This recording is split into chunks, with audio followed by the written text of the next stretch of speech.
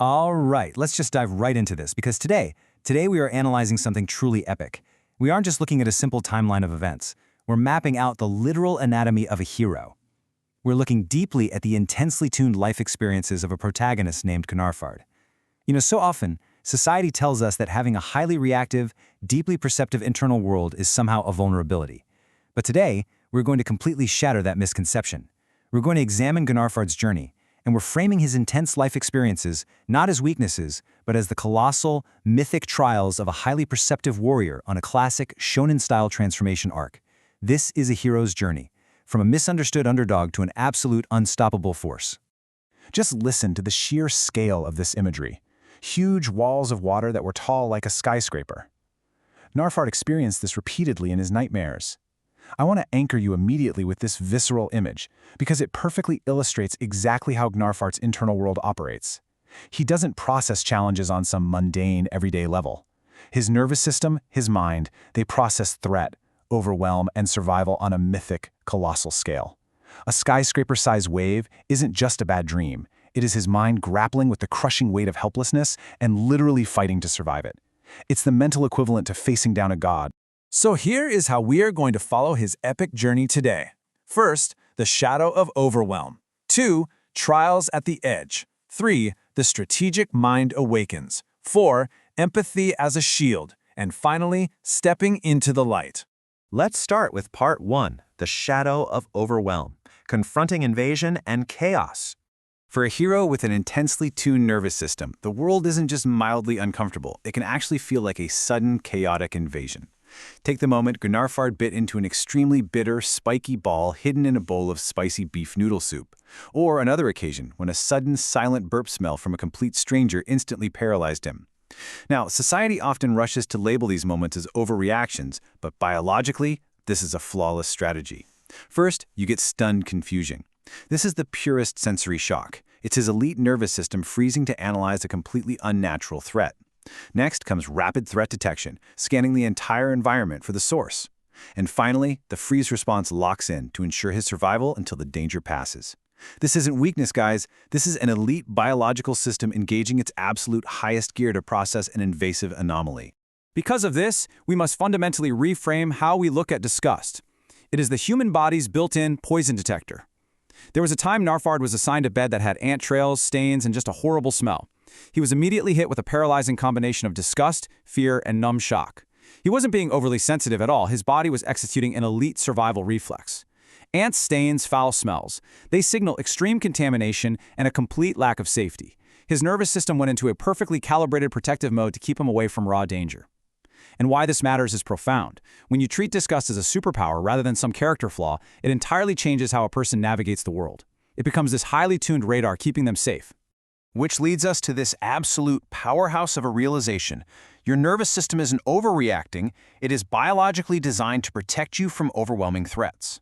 Gnarfard frequently went through nightmares where he walked into seedy places and was actively hunted. But these dreams weren't just random flashes of anxiety, they were his brain successfully doing its job.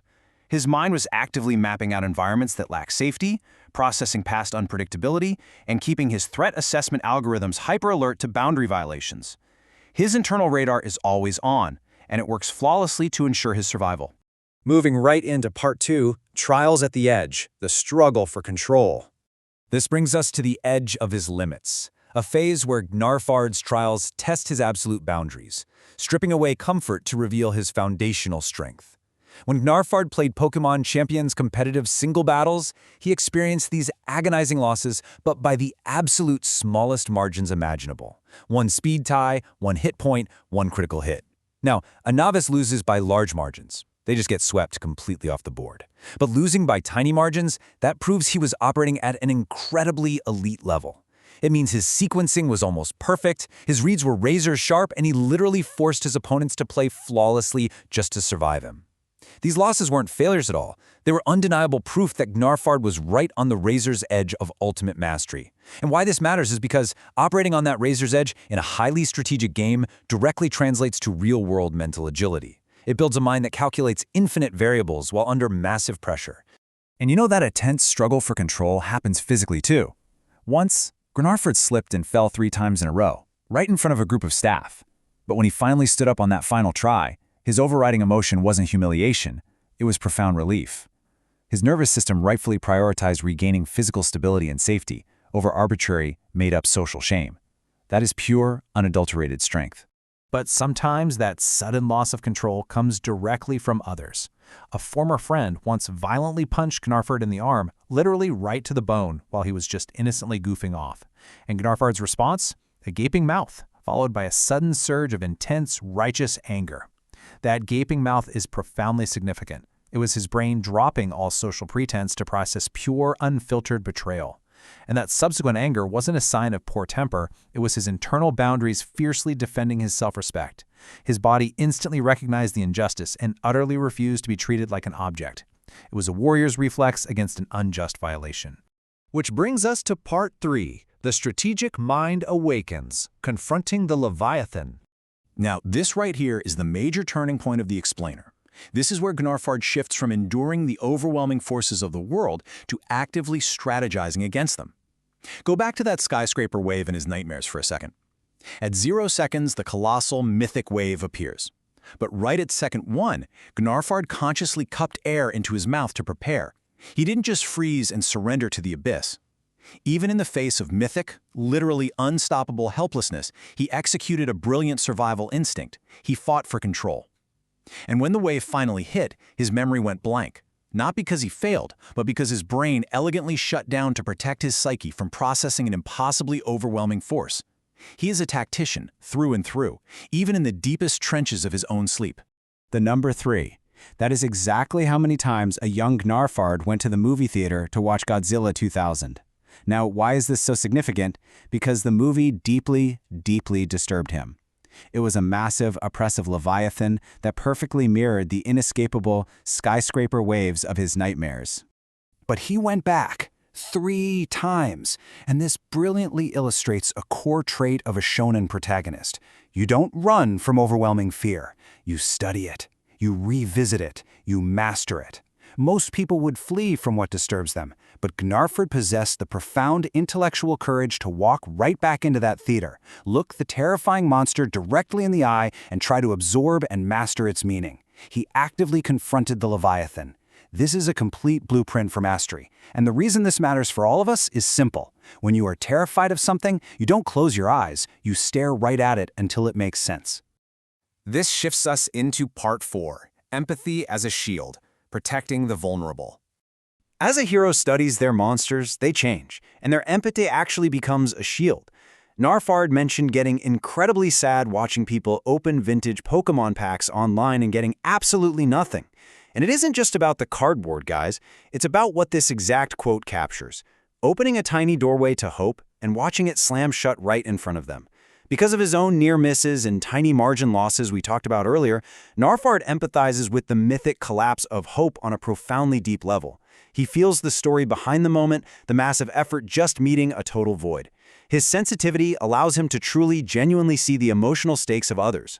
And he turns that empathy into decisive action. Once, at a support group, people were handed these cupcakes with terrible, tongue-dyeing, inedible blue icing.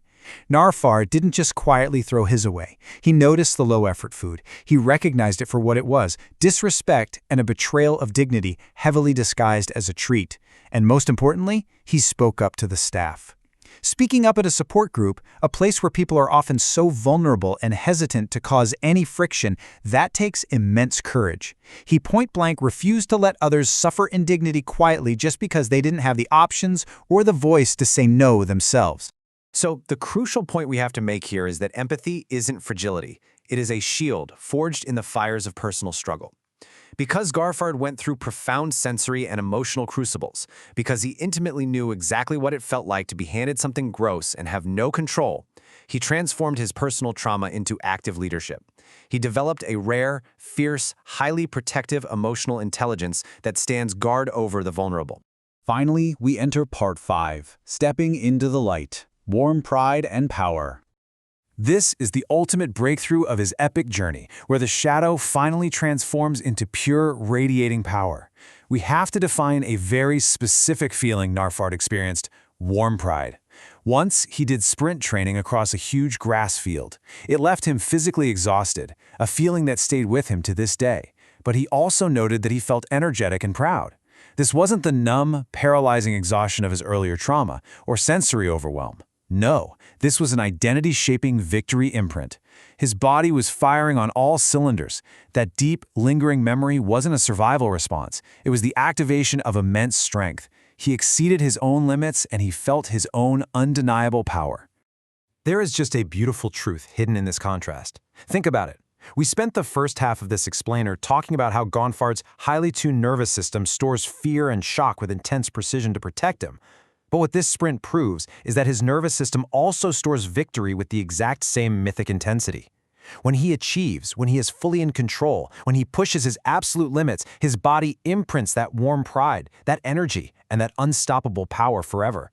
The exact biological mechanism that kept him alive in the shadows now serves to immortalize his light. When we step back and really look at the whole picture, the anatomy of this hero is breathtaking. Gnarfard endures intense sensory trials not out of weakness, but as a brilliant biological survival strategy. He employs elite tactics and operates right at the absolute edge of mastery, always fighting for control. He transforms his own profound pain and empathy into a massive protective shield for everyone around him. And finally, he stores his victories with a mythic, lifelong intensity that fuels his future battles. He is a strategic warrior who has brilliantly navigated the path from shadow to absolute mastery. Gnarfard's story completely changes how we should view our own internal worlds. He didn't shrink from his intense experiences. He turned them into elite radar, intellectual courage, and fierce empathy. So I want to leave you with this final, provocative question based on his amazing journey. How will you reframe your own greatest sensitivities into your ultimate, unstoppable strengths? Keep learning, keep pushing your limits, and I'll catch you in the next one.